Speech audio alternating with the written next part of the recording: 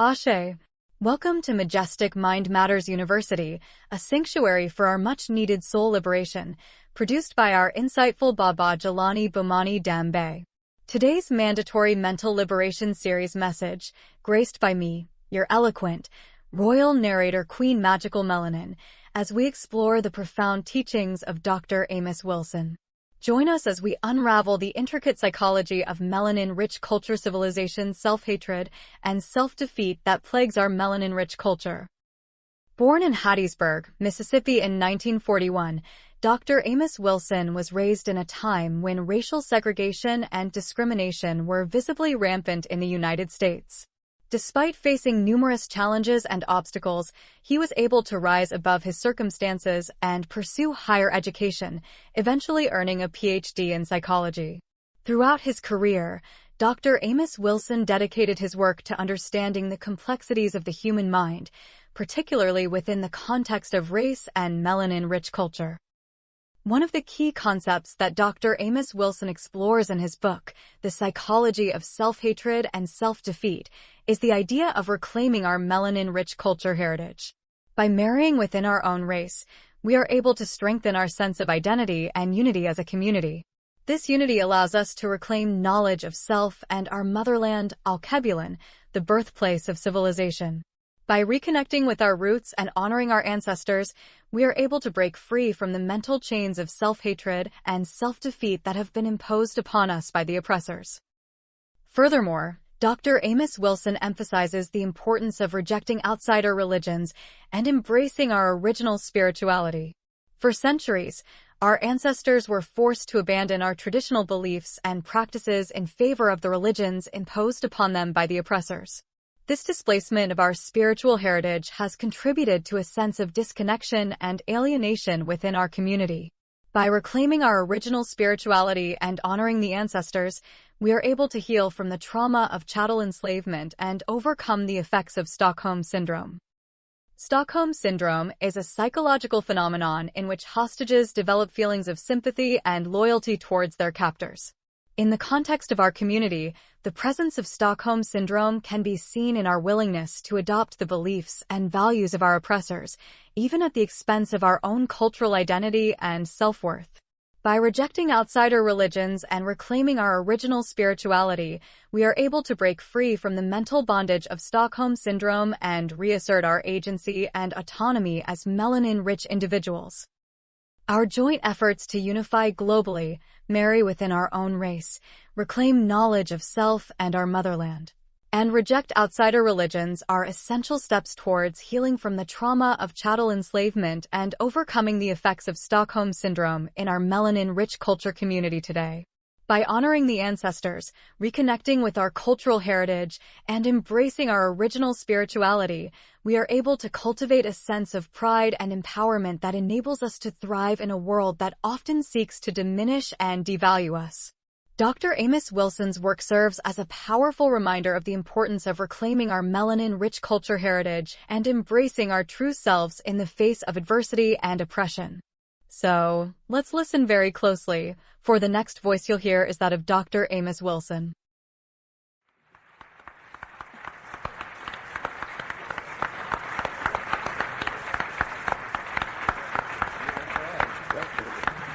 Thank you very much.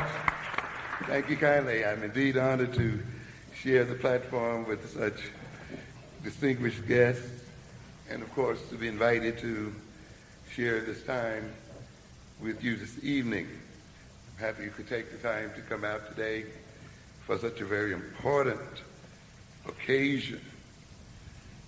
And I'd like to congratulate this organization for putting at the center of its name Ancestral commemoration.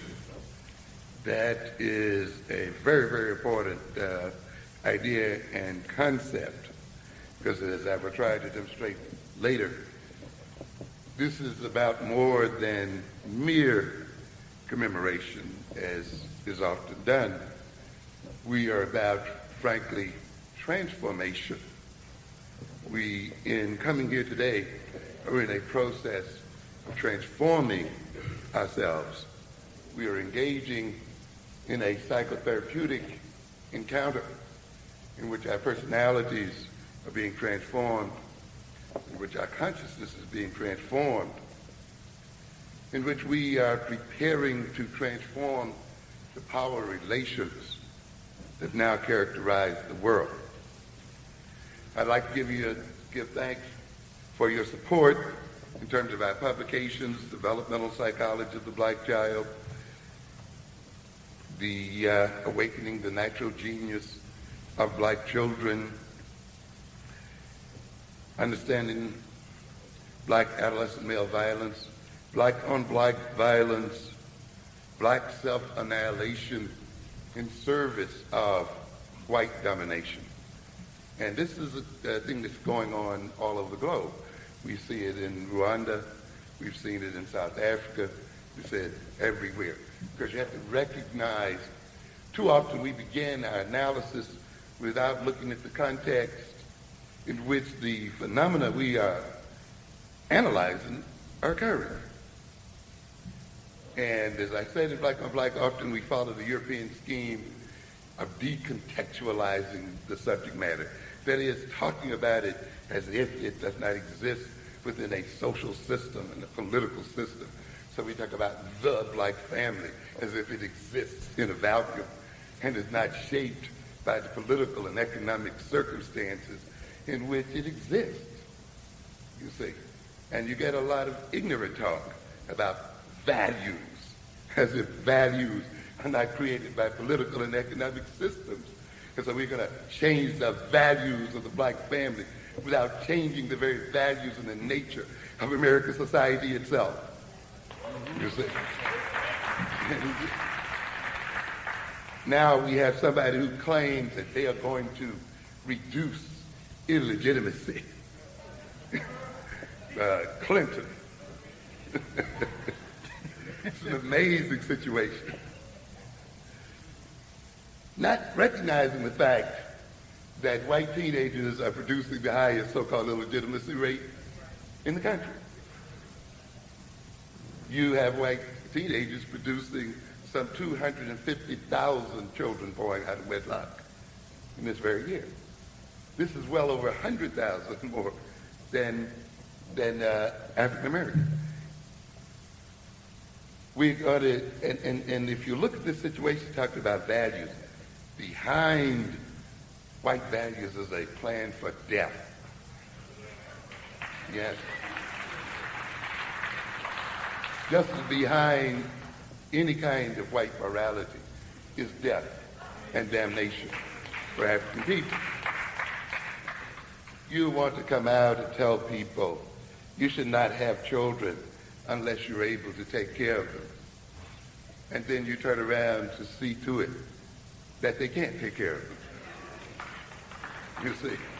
So you want to tell the men, don't create children unless you can take care of them. And then you spend the time seeing to it that they're not employed to take care of the children. Then what ultimately are you asking?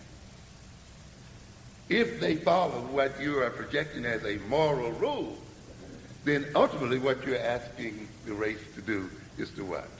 To die. To die. To fade away. Don't be deceived then by apparent appeal to morality. One of these days I will talk to you about European and Eurocentric morality and demonstrate to you how behind each of their moral strictures and prescriptions lies a death plan for African people. You must come to understand that if people are in a hateful relationship with you, that the object of hate ultimately is destruction. The object of love, of course, is growth and development and expansion, enhancement. The object of hatred is then death and destruction. But the interesting thing about hatred is that it can often disguise itself as love. You see, it is no accident in a metaphorical sense as to why the devil in the Bible was perceived as the most handsome angel. Because evil comes wrapped up as something very, very attractive. That's why people fall into it. For if sin were as ugly as people talked about it, and painful and apparently dirty as people talk about it, we wouldn't have much of a problem rejecting it. It's because it looks good to us before we realize what it really is about. The very essence of evil and the very essence of the devil is what? Deception. The devil is known as the great deceiver. Beware of white men on a moral crusade. Yes. Because their original motives are still hidden and disguised. In the moral crusade to reduce crime and criminality in America, of course, is death and imprisonment for black men and ultimately death for black people. But that's another story. We're looking forward, of course, to publishing our new book, Blueprint for Black Power, in about 2 months. We're going to give you plenty of reading, about 600 pages of it. So you can get ready, to curl up and get your winter reading together. Because to a great extent, a lot of the issues that we complain about, a lot of the complaints we make, and a lot of the problems we discuss, essentially are problems that reflect relative powerlessness. And this is a subject matter which people don't like to talk about very much. We've been made to think that power is evil and its pursuit is evil. Many of us have been made to think that power is intrinsically something that is possessed by white people, or at least non-African people. And this is tragic, because power is at the very center of life. For without power, there is no life. The very fact that we stand up means that we have to have power to struggle against gravity's attempt to hold us flat to the earth. Power has to do with the ability to do things, the ability to walk, to talk, to eat, to do all of the things we do require power. And therefore, when we talk about our inability to do certain things and to transform our situation, we are talking about power or the lack of it in one form or the other. We have some interesting theories out here and some interesting analyses which truthfully point to certain situations. But we have to look again. It may be that the white man treats us the way he does, and I don't doubt it, because he's seeking to protect his genes and gene pool. It may be that he is as aggressive and heartless as he is because he comes from an ice continent. It may be that he does what he does because he is hateful. However, in the end, I think the more fundamental approach to this issue is that the white man does what he does because he can do it.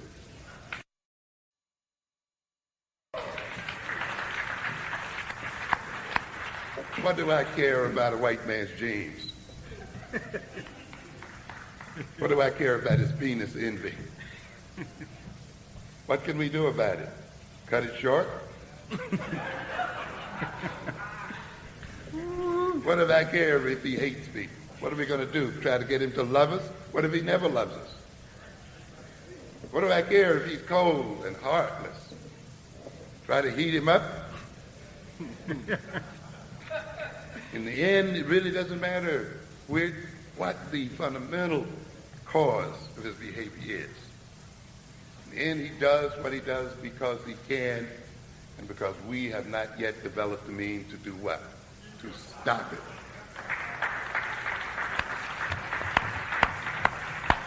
And he will stop doing what he does when we decide to end it and bring his rulership to a close. Yes, this is what it's about. Not make excuses for his misbehavior. not give a damn about whether he hates or whether he loves or whether he's cold or whether he's hot, but to end his capacity to rule over our people. And until this day, we have black men out here who are going to decide that the ultimate mission at this point is to end their rulership by white men. This is not going to change. Yeah, you got to end it. And fight this man and this boy, this white man and white boy, toe to toe. That's right.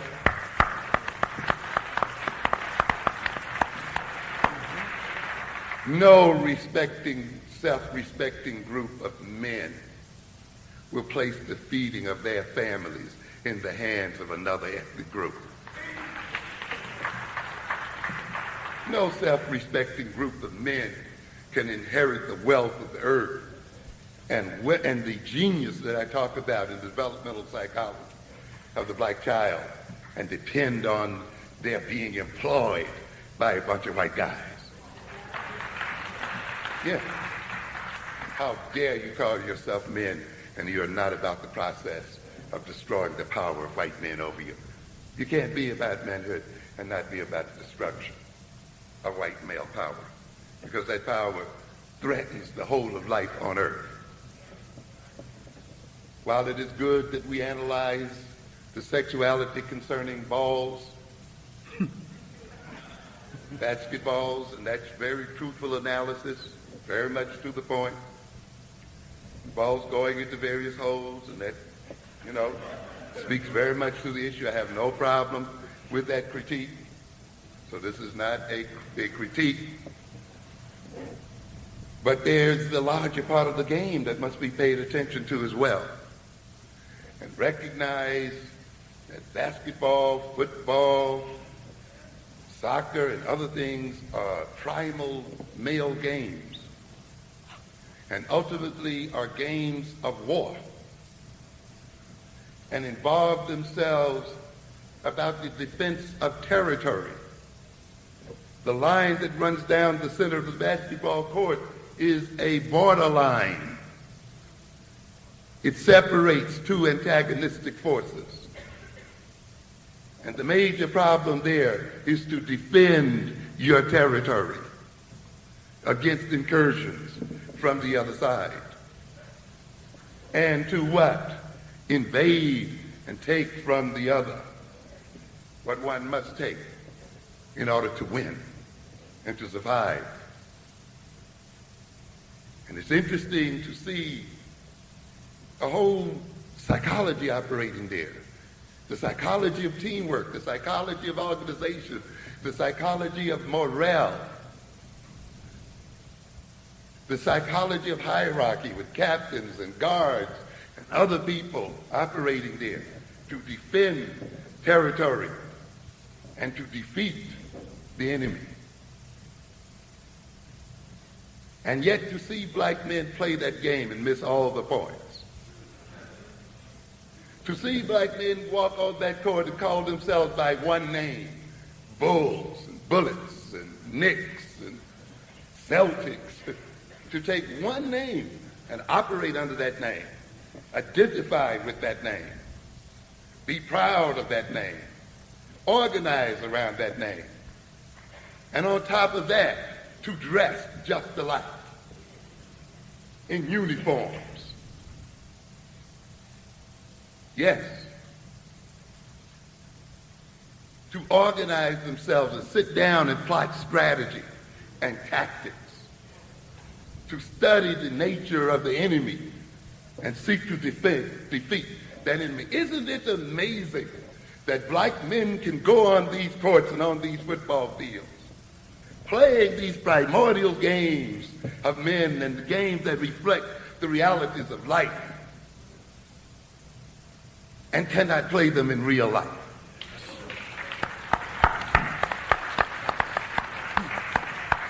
And can only play them under the courtship and the management of white men. Create billions of dollars of wealth playing for pennies $5 million a year is no money when you're creating 2 and 3 billion or more. Going into a ring, knocking another man's brains out for $20 million is no money when the match itself generates over $200 million to $300 million. And you got a bunch of jokers out there living vicariously through this battle. And so you got a bunch of men who will take one name, bulls and so forth, and wear one uniform. And when they come off the court, you say, then, why don't we call ourselves African? I'm an individual.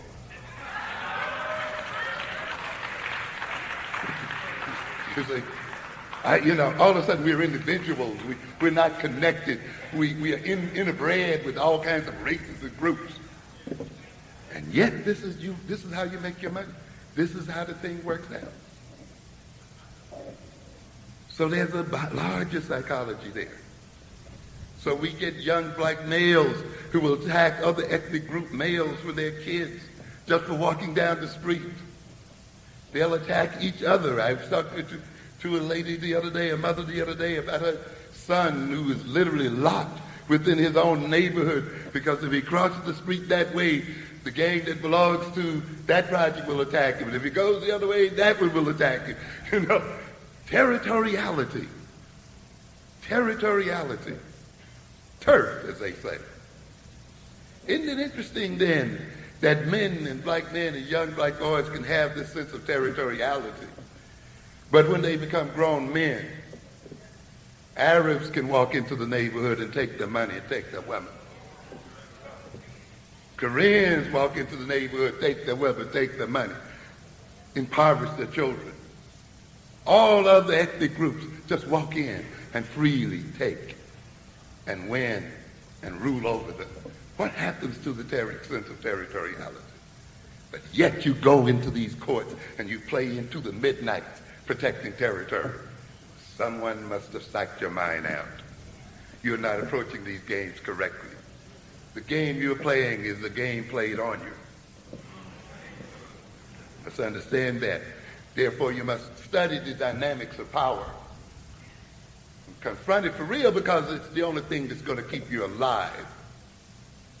There's no guarantee that you will be alive except that you fight to stay alive. We got some jokers out here who want to depend on Jesus.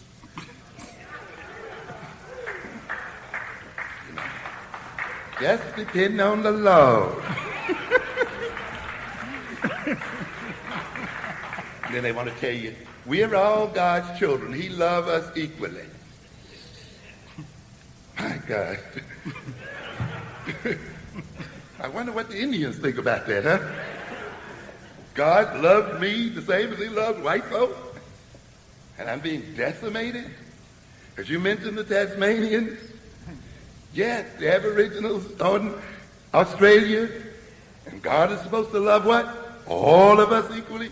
You better rethink that again. What kind of love is that? Reminds me again, you see, if you're going to read this Bible, you got to read it right. As we read in Exodus, God promises these people a land. Promises them the land, right? And what has got to happen? When they get to the border, he just doesn't say, step right up and step right in, you're home, does it? You got to do what? You got to take it. You got to fight for it. You got to exterminate the people who are already there. Come on, let's face it. That's what's going on there. You got to fight for it. I promised it to you, but you got to do what? You got to fight for it. You got to fight for it. Some of them went in there and got spooked out. I think he sent over 12 to spy and to surveil the land. 10 of them came back. We can't beat them. They're invincible. They're giants. They're this. Pretty much the way a lot of us look at white people today. Mm-hmm. Yeah. There were only 2 that said, we can beat them. Isn't it amazing? The land was promised, and yet they had doubt. God had to keep them in the wilderness another 40 years so that he could just destroy the doubters. Only those who said we can win despite the overwhelming forces. We can win despite the fact that they look invincible, achieve the promised land. We got a lot of black men out here rolling in the highways and byways, overcome by addictions and various other things, because they've reached the conclusion that the white man is invincible, that the white man cannot be defeated. Perhaps we're at our exodus where these cowards are dying. And perhaps those who will be left will be those who have made up their minds that he can be defeated.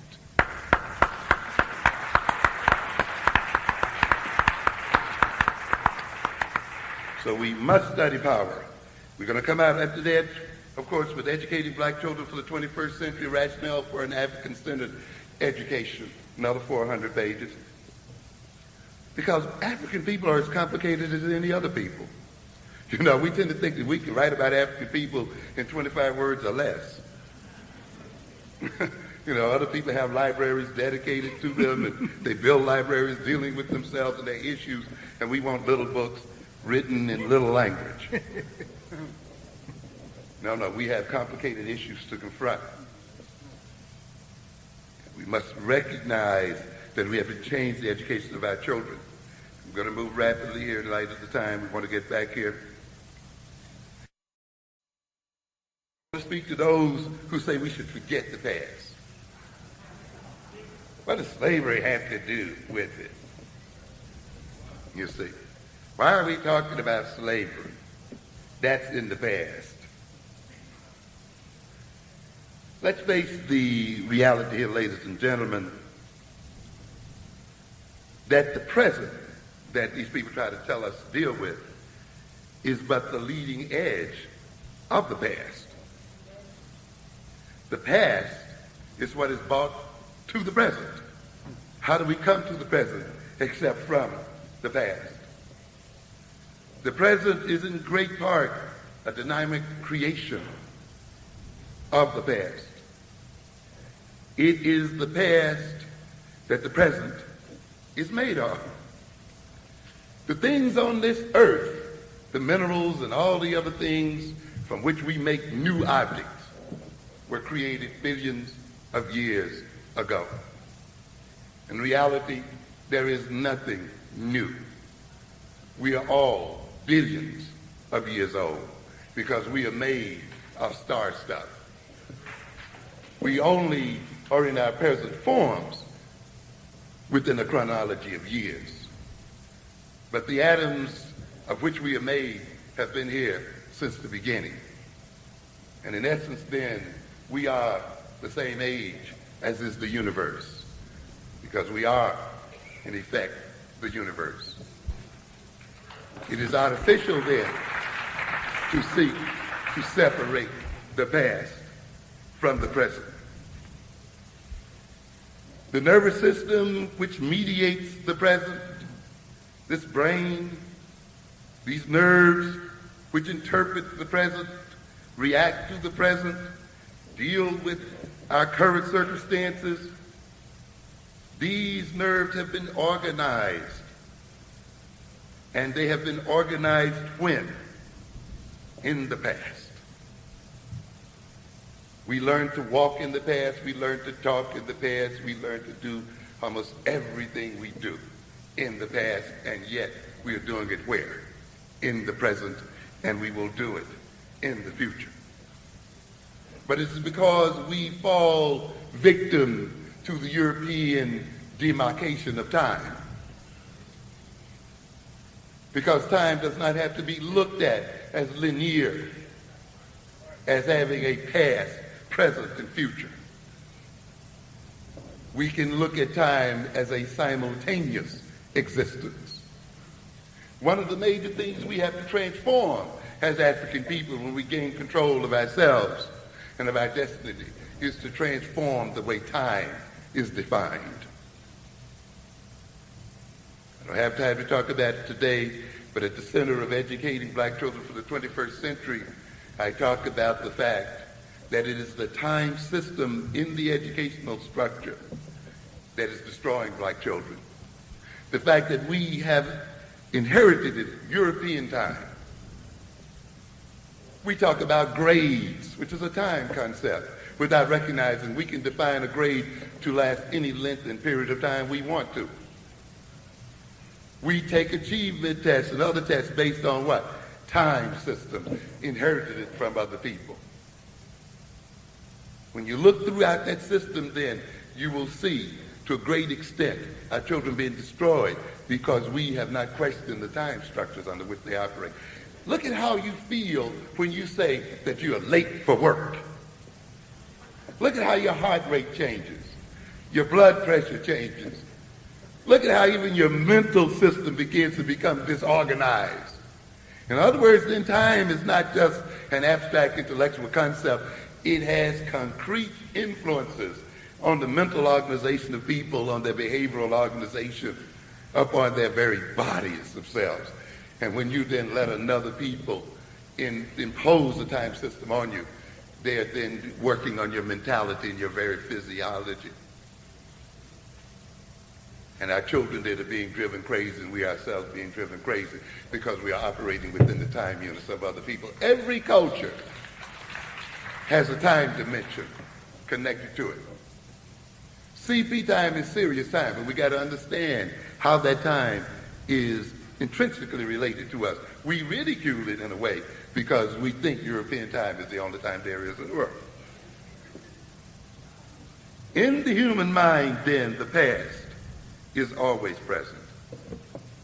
Where do you think history is? Out there, per se?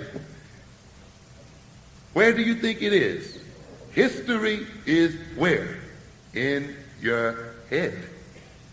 If man did not exist, if he were not alive, history would be pointless. And if history exists in our brains and in our minds, then that means history is present. And that means history operates in the here and now. The unconscious that we talk about and that we see that operates and motivates our behavior, the unconscious is the forgotten past operating in the present. Simply because you don't remember it does not mean that it's not operating and transforming your behavior. We know that unconscious history and unconscious experiences, though long forgotten, still influence the way people behave, the way they see the world, the way they interact with the world. I want to impress on you one other thing. There are a lot of people who want to forget history, and thinking in forgetting history they are escaping its effects. You know, in physics they talk about something called antimatter. Not matter, but it does matter. It is what? Real, even though it's antimatter. The unreal real, carrying a charge and carrying a spin, and is a part of the calculations of physics. Well, we have something we call anti-knowledge, I guess. In other words, ignorance. But ladies and gentlemen, ignorance is not just an absence of knowledge, it is a real force in the personality. You behave differently when you're ignorant of something than when you what? Know it. So ignorance itself has a palpable and measurable effect on real behavior. And therefore, an ignorance of your history, an ignorance of slavery does not permit you to escape its effects. That ignorance itself becomes a part of your very behavior and the very way you approach the world and deal with the world. You can't escape it, whether you try to forget it or not. If you seek to forget the history of slavery and not study it, thinking that you have thereby escaped its influences, let me remind you that you have not escaped its influences. Because one thing, you must know enough about it to want to escape it. You see, So every time I read it, I get mad, I get nervous, I get anxious, I feel bad, I feel inferior, I feel this way or that way. That's why I don't want to know about it. Well, you know enough about it to feel that way about it.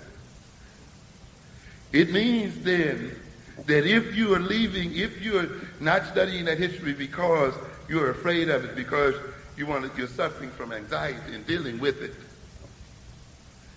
if it means that you don't want to come to terms with the history because you are seeking to deny reality, you're seeking to distort your present existence, you're seeking to live in some kind of fantasy and some kind of false hope, then it means that you're being motivated by negative forces.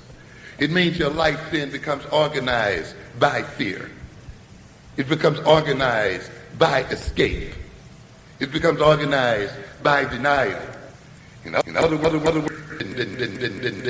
in seeking to escape the history, in trying to deal with its fears and anxiety, escape fears and anxiety, denial become primary motivating forces in your personality. So again, you don't escape it, even if you think you don't know it.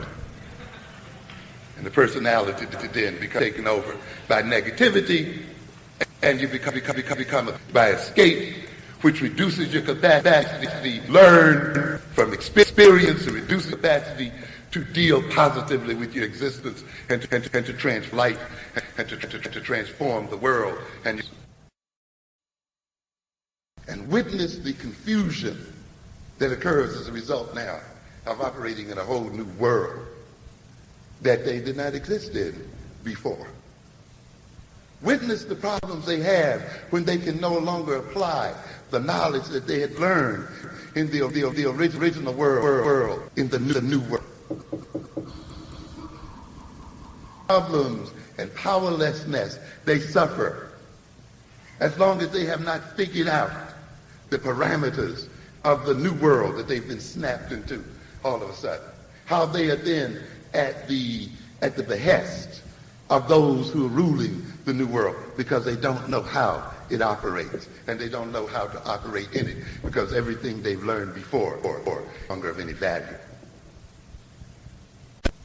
When we talk about slavery then and enslavement of African people, we are talking about a time warp.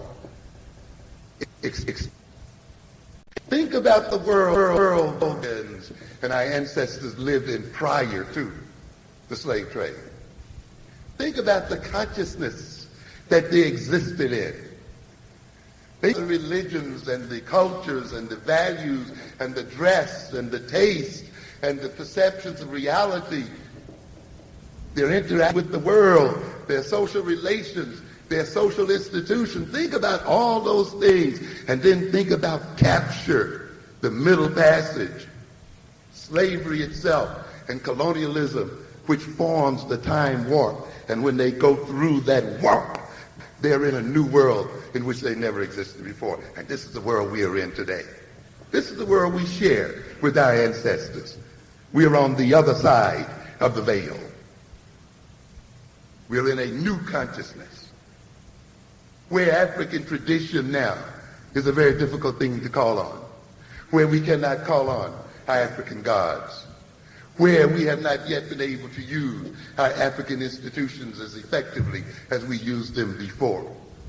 Think about these ancestors as they moved into a whole new world, a whole new way of working, a whole new set of values, a whole new set of time systems, a whole new language system, economic system, social system, set of social relations, and so forth. And literally overnight, they're into this world. And think of the tremendous stress that was required for them to try to adjust as they saw their older systems no longer functional in the new world.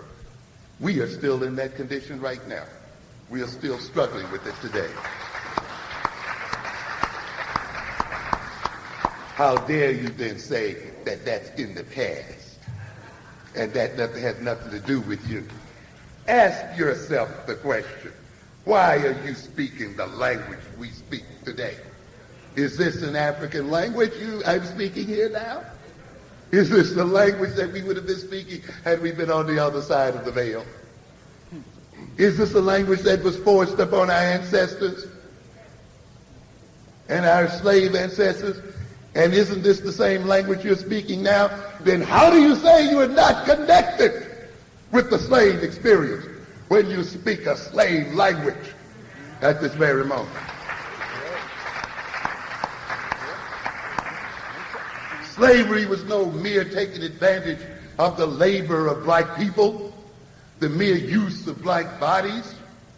Slavery was a period of mass transformation of consciousness, was a transformation of culture, was a transformation of the African personality. Slavery involved the niggerization of African people. It involved opening up the African personality and introjecting it a possessing spirit that now we call nigger. We didn't know anything about nigger until we got over here.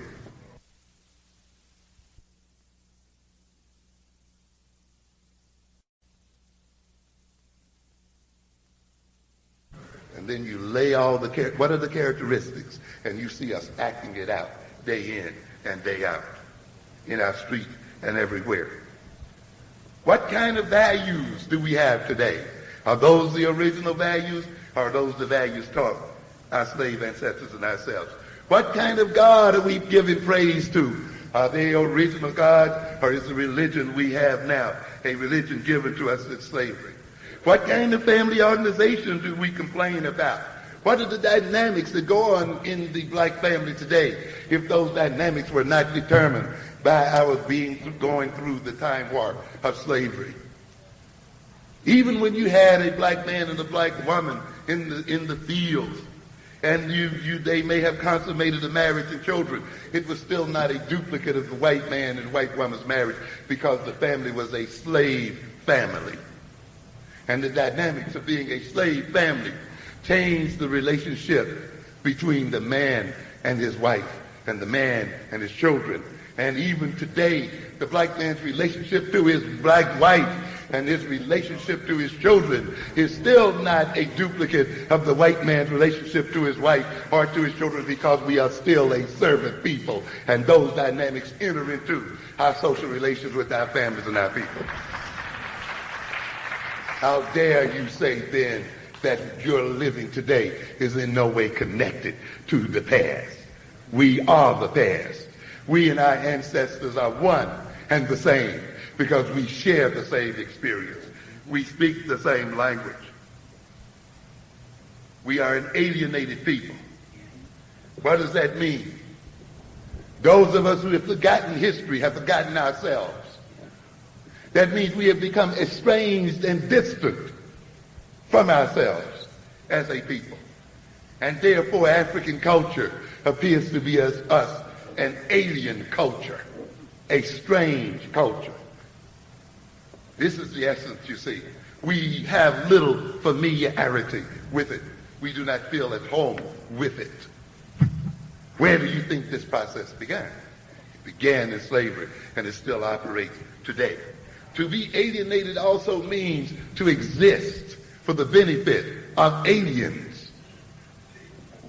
That's why you're alienated in the first place.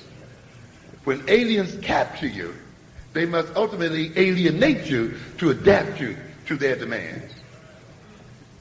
That is why when we spend our monies in these streets today, when we have neighborhoods that are 100% black, we can only support alien merchants. Yes.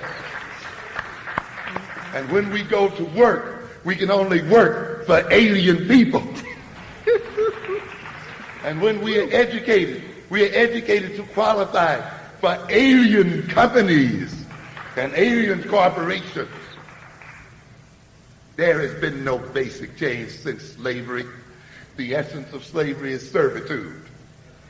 And the black man is still a servant today. You're in us, and we are just as much servants and operating to the benefit of the white man today as our slave great-great-grandparents did in the past. Don't be deceived by your little professions. There's nothing changed in this situation. We have not yet come out of slavery. As I mentioned yesterday on the radio, at the very bottom of black education. At the very what I call and what I'll talk about in educating black children for the 21st century, when I talk about the explicit curriculum and the implicit curriculum, the hidden curriculum, behind every curriculum in America is the assumption that black people are being trained to work for white folk. That's right. The whole organization of every school, primary, secondary, child care, daycare, whatever it is, operates on the assumption that we are here to work for white folk. Yes. Every course, everything is set around that issue. That we will serve white folk, that white folk will provide us with the jobs, that white folk will protect our interests, that we are here to benefit white folk, and we are concerned then about how we can best qualify to meet the criteria demanded by white folk. In other words then, in getting our degrees and getting our education, we're preparing to put ourselves on the slave block and ask whites to bid the highest prices based on our qualifications. You must understand that a true education, a true African-centered education, is an education that centers itself on African issues and African liberation, not working for white folk. That is truly concerned then, that puts African concern at the center of the educational process. And ultimately is concerned with disempowering white folk, and is ultimately concerned with employing ourselves and creating our own job and gaining control of our own destiny. We have to then ask, what criteria must we meet? Must we socialize ourselves? Must we educate ourselves in order to become the people we must become, in order to solve the problems we must solve? This is the essence of what an African-centered education is about. Because if an African-centered education does not solve your problem, it is not an education. If being trained in computer science and technology and white law and all the other things ultimately cannot protect your very biological existence, if these things cannot remove your dependency on another people for your very life and for your very bread, then you're being miseducated. I don't care where you get the education from.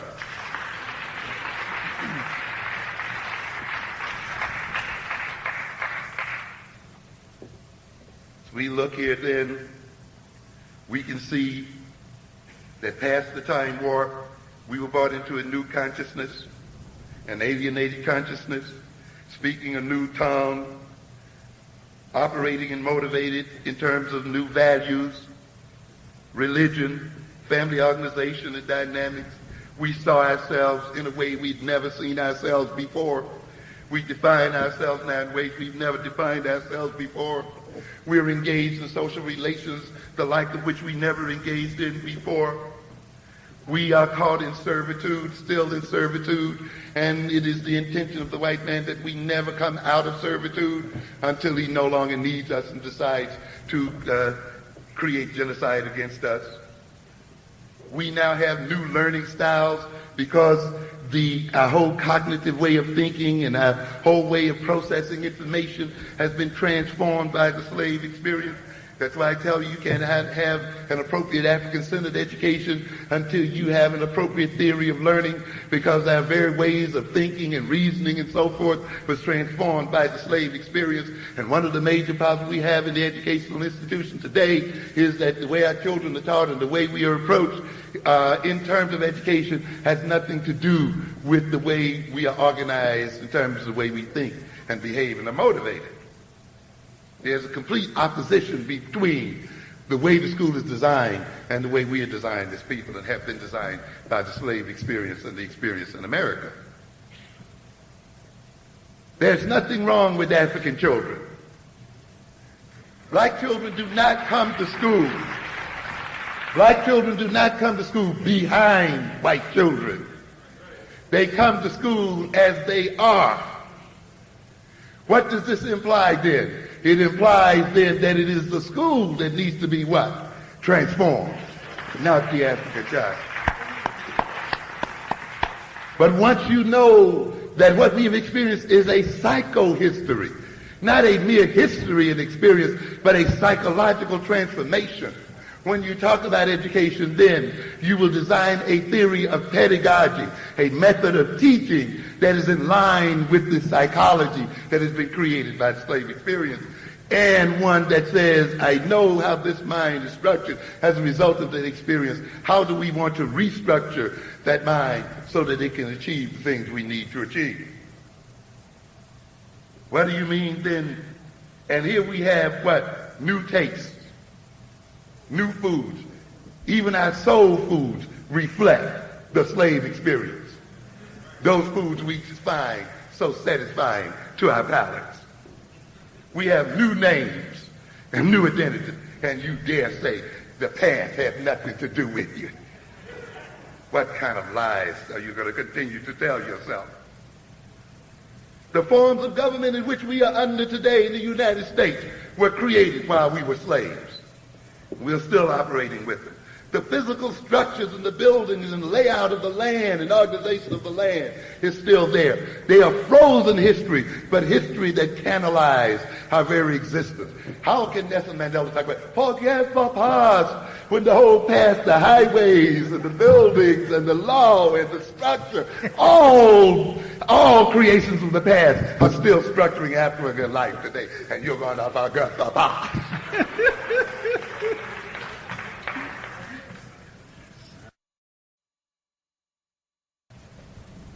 We are in a new consciousness. I want you, when you read this next book coming, I'm going to talk about consciousness. Consciousness is power.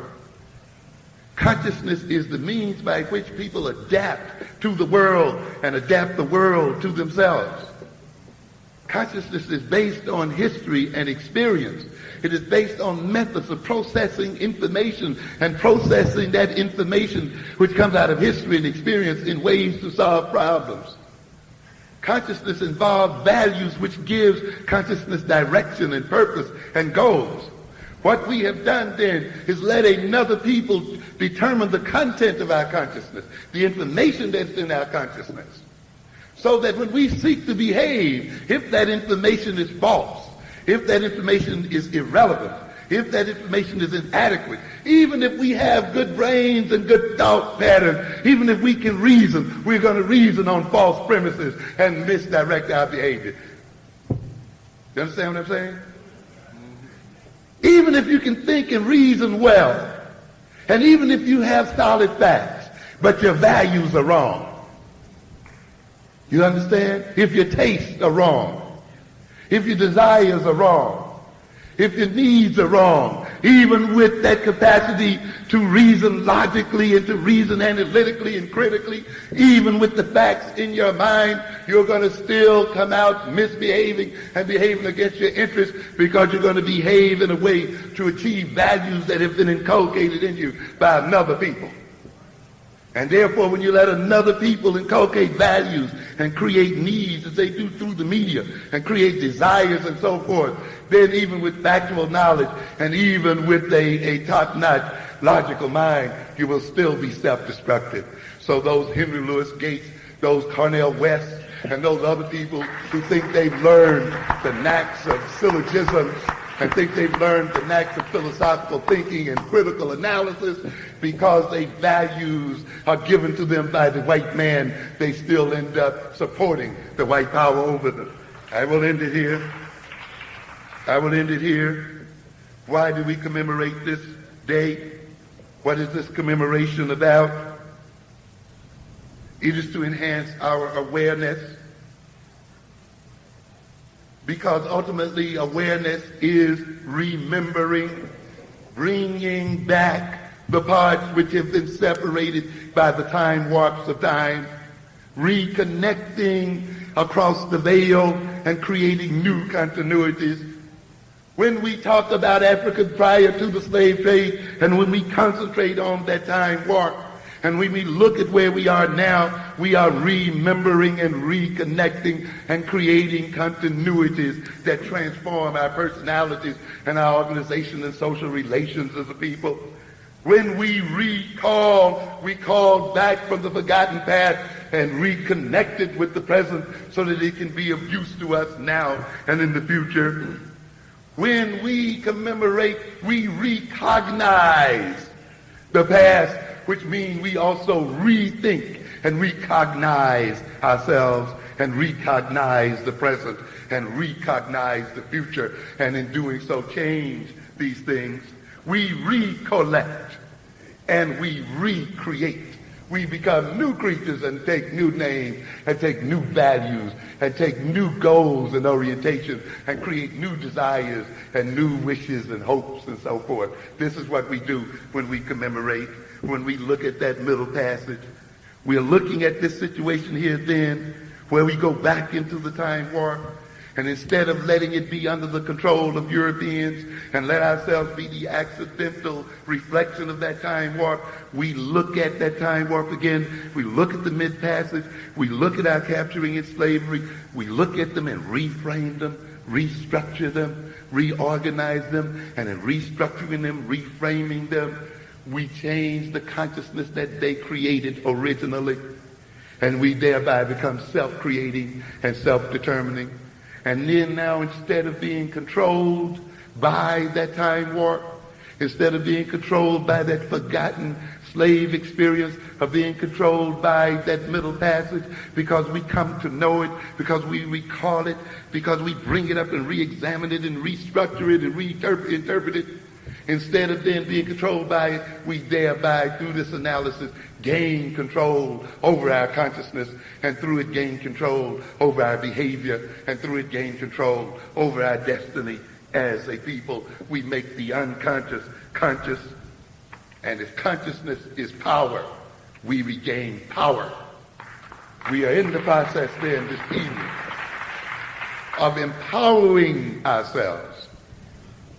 Because what makes an African-centered consciousness? An African-centered consciousness is a consciousness based on African history and culture and the African experience, based on knowledge relevant to African people and African issues, based on solid African information and other information relevant to our liberation as a people and self-control as a people. It means gaining control of our information processes, our thinking systems, our analytical faculties, so that they can process this African-centered knowledge and information in a way that it solves African-centered problems. And having African-centered values, so that when we seek to satisfy those values, when we seek to satisfy our desires, which are African desires, when we seek to satisfy those needs which have been generated by African selves, we then empower African people. We then enrich African people, because where your values are, there is your money. There is your sweat and blood. That is why the Europeans then has our young people valuing Nike sneakers.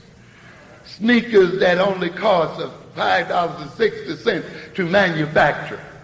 Sneakers for which Indonesian women are paid $1.35 a day. Sneakers for which Michael Jordan is paid $20 million to advertise. Enough money to pay the whole Indonesian workforce that makes the sneakers. And you got African young men out here in the street killing each other so that they can buy them, because someone has created in them a value for these pieces of rubber. They sell drugs and they kill and they mock. Why? Because they've let a white man put into their minds that these junks are nothing of value, of such value. Why is it? You think freedom is doing what you want to do. Then why isn't everything you want to do, you gotta pay aliens to do it? Because they've put the values in your mind. They've created the desires in your mind. So consequently, you see, when you desire things African, when you need things African, you see, you destroy European power that depends upon you trying to satisfy the desires that they put in. You understand? And if they're African desires, if they're African needs, if they're African values, in fulfilling them, you enrich and empower African people. This is what we are about here tonight. We are connecting ourselves again to our greatest source of power, and that is our African past to create our African future. Thank you.